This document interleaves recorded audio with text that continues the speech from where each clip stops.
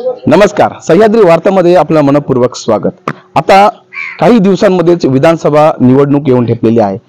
2 दिवसापूर्वीच मावळचे विद्यमान आमदार अजित पवार गटाने त्यांची उमेदवारी जाहीर केलेली आहे।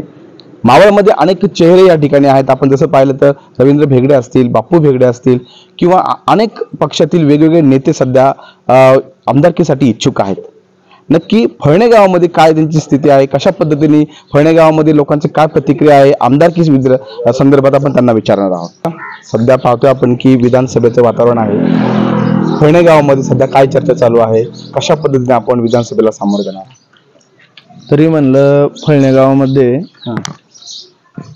आज अजित पवार गटातील उमेदवार सुनील अण्णा शेळके यांचं बहुतांश काम भरपूर आहे।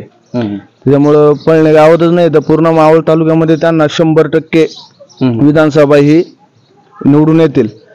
आणि सर्व महिला मंडळी असतील, तरुण मित्र परिवार असेल किंवा वडीलधारी मंडळी असतील, सर्वजण त्यांच्या पाठीशी 100% उभे आहेत। एवढं त्या ठिकाणी बोलतो। तर तुम्हाला काय वाटतं? सुनील अण्णा शेळके। सुनील अण्णा शेळके। दादा तुम्हाला काय वाटतं? सुनील अण्णा शेळके। दादा तुम्हाला काय? सुनील अण्णा शेळके। सुनील अण्णा शेळके निश्चित आहे, 100% 99%। बरोबर बोलला।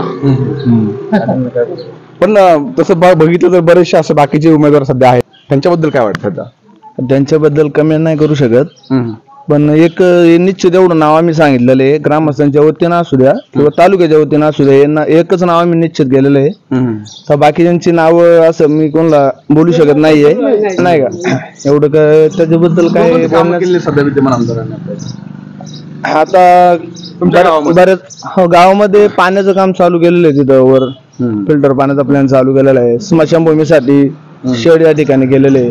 अजून म्हणजे बरीचशी कामं केलेली आहेत।